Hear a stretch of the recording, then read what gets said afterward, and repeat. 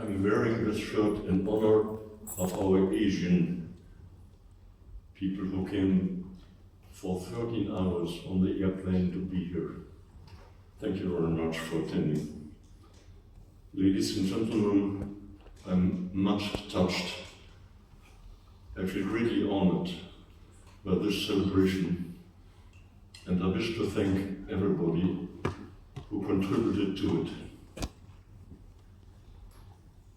I'm especially grateful to Galina Tarame in Liverpool and to Jeremy Wolf at Harvard University for suggesting this event, and to Mike Greenlee for organizing it. I would like to thank the speakers for their inspiring talks, which show in which direction they branched off after we last saw each other. Please send me your papers when they come out. I would like to thank Jack Werner for his laudation. Jack, you know more about me than I do. And you were overly generous. Let me add one thing, of which I'm very proud. I never published a paper to which I did not contribute substantially. Let me say a few words about EastEVP. When we started in 1978, we wanted to bring people together. It was post-war time in Europe, and I had been at Arvo University, at Arvo, in Fort Lauderdale, and I had seen how people of different nationality, different religion, different background, and different age interacted in harmony. And I thought it would be wonderful if we had a similar meeting here in Central Europe. I approached Dick Cavonius, John Mullen, and Ingo Rentschler, and asked them whether they would help. And they did. Dick Cavonius procured money from the United States Air Force. John Mullen supplied the database of the English Psychology Society, and Ingo Rentschler contributed names of potential speakers for the program. We thought we were set.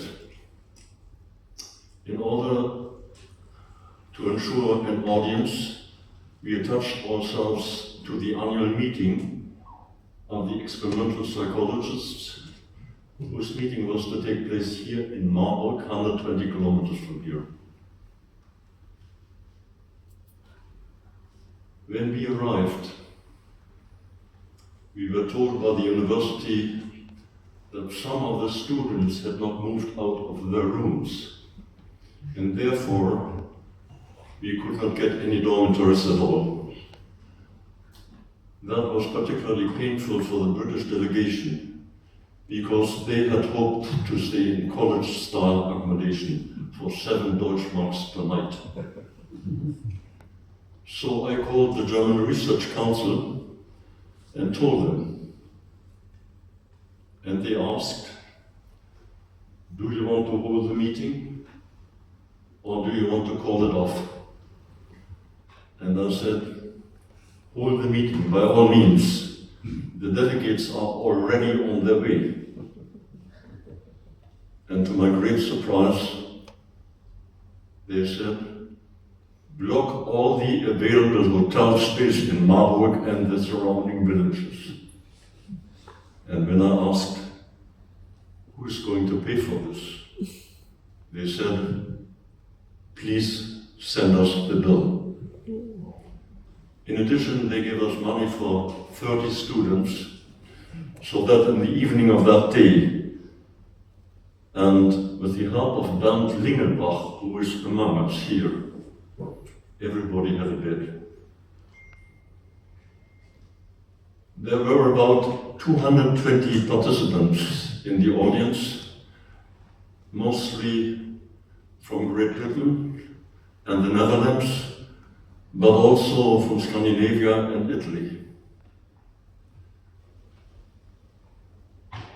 The talks were on vision, on hearing, on vestibular sense, and on touch.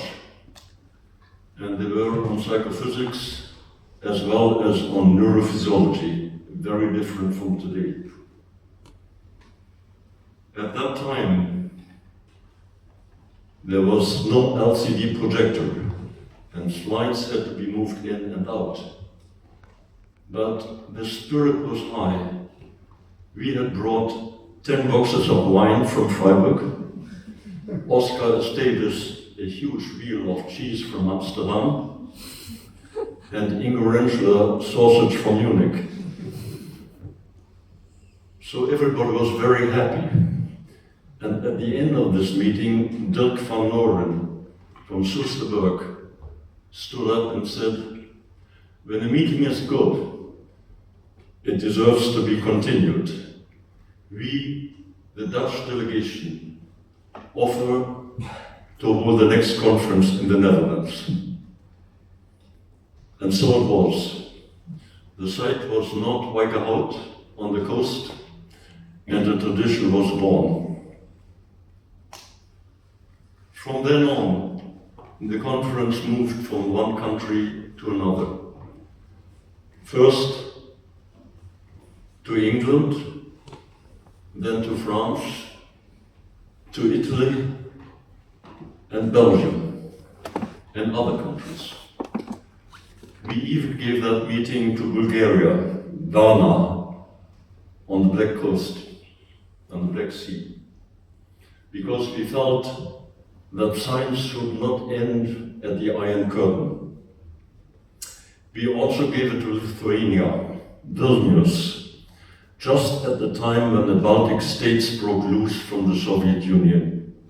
Mark Greenlee will remember this. Could you show them that, please?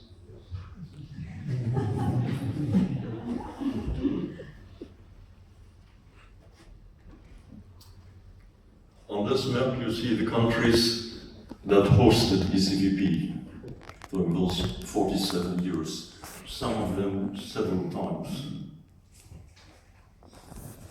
If there's anybody here from Poland or Czechia, please step forward and volunteer to have an ECVP in Prague or Krakow. I very much would like to do.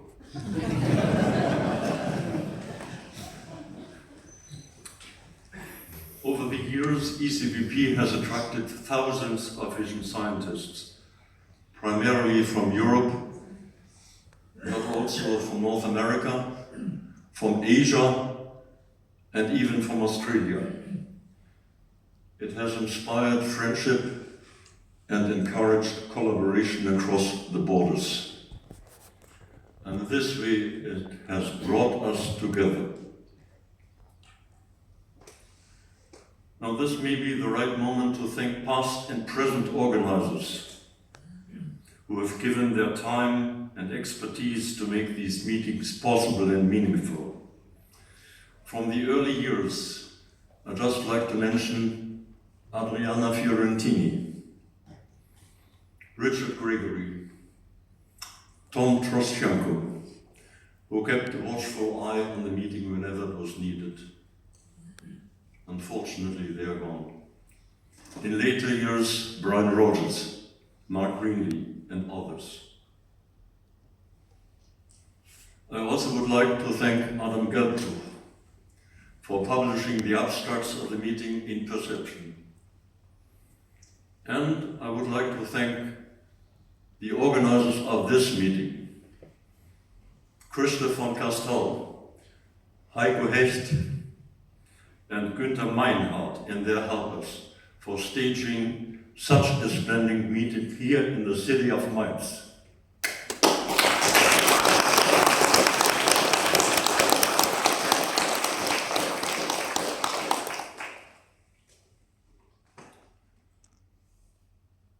Now let me move to my laboratory in Freiburg, which I ran for 34 years.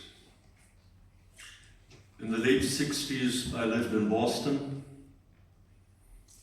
At the time when the Vietnam War moved into Cambodia, and green card holders like me were at risk of being drafted into the United States Army. I had refused military service in Germany, and so I turned to Hans-Lukas Stoiber at MIT and asked him what I should do. Stoiber advised, go back to Germany and reinstate psychophysics in the country of its origin. What a responsibility. Leaving Boston was one of the most difficult decisions of my life. When I arrived in Freiburg, I was given an old villa in one of the nicest sections of town, with heating, electricity and water, but no infrastructure whatsoever. Karl Kramler, my first collaborator, went out on the streets in the evening and collected old furniture. And this is how we got going. Inspired by MIT and the Retina Foundation, I chose 3 topics for our future research. Mark, could you show the slide, please? With the arrow button.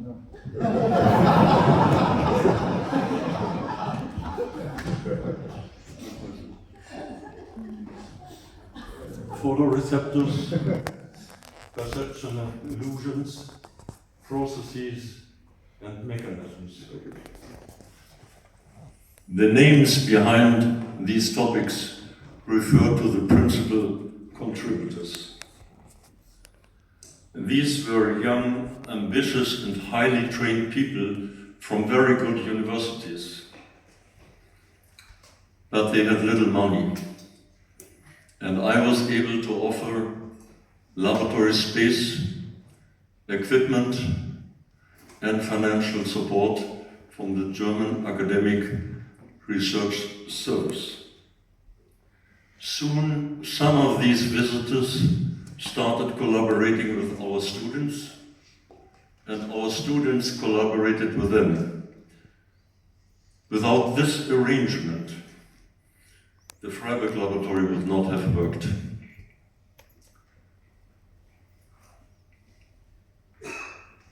Jack Werner has already told you what we achieved. Our aim was to combine psychophysics with neurophysiology, an approach pioneered by Ernst Mach in the 19th century and promoted by Richard Jung in Freiburg. The perceptive field as the psychophysical equivalent of the receptive field is an example. It may be fair to say that today's emphasis on the correlation between psychophysics and neurophysiology, as evidenced in the work of Rüdiger von der Heydt and Margot Livingston, is in no small part influenced by the Freiburg School of Neurophysiology. To honor Richard Jung on his 75th birthday, Jack Werner and I organized a meeting in Baden-Weiler, he told you about it, to which we invited 60 of the most prominent vision researchers, and we asked them to write chapters on their research for an upcoming book, the title of which was Visual Perception, the Neurophysiological Foundations. This book sold 6,500 copies, and for many years was the leading text for advanced research and teaching. Let me thank my teachers, Wolfgang Metzger, Richard Jung, Hans-Lukas Stoiber, and Ernst Wolf. who taught me everything I know about Gestalt psychology, visual neurophysiology, the effects of brain damage, and ophthalmic optics. I also like to thank my students and foreign collaborators for their dedication, enthusiasm, loyalty, and hard work, without which we could not have done. Let me thank the University of Freiburg, the German Research Council, the Alexander von Humboldt Foundation, and other funding agencies which supported us for so long. And let me thank my students and foreign collaborators. I would like to thank MIT and the Retina Foundation in Boston for hosting me during my formative years. And I thank Jack Werner and Peter Tse for inviting me to UC Davis and Dartmouth College after my retirement.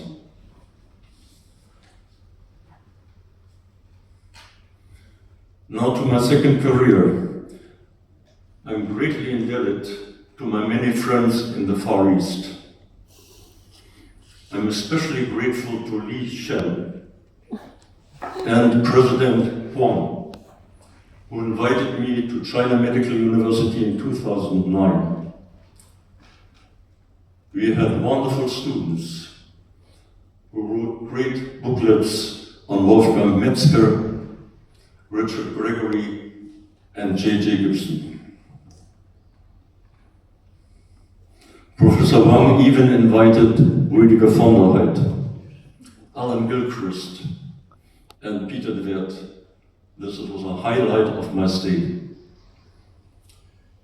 From Taichung I moved to Hong Kong, Shanghai, and Taipei. My hosts were Shamei, you already heard her talking about our field study on Victoria Mountain. Wei Wang at the Institute of Neuroscience at the Academy in Shanghai. CCC, Chen Chongqing, Sulin and Chuni at National Taiwan University. At all these universities, I was treated with utmost respect and great hospitality. Every day in the Far East was a happy day. Finally, and most importantly, I would like to thank my parents for letting me know whatever I wanted, and never asked for anything in return. And I like my wife and my children for tolerating my frequent absences from home. I feel very bad about this.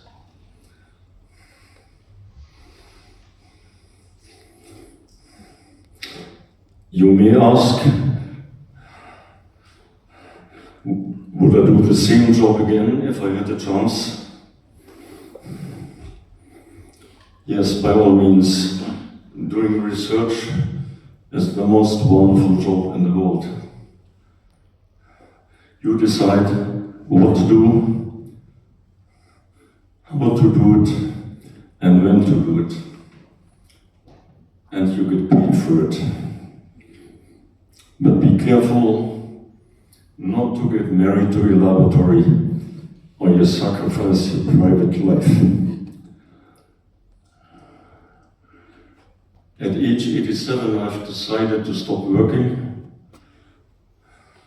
and dedicate myself to our grandchildren. This ECVP is my last. I wish you success, happiness, and satisfaction. Thank you very much for listening.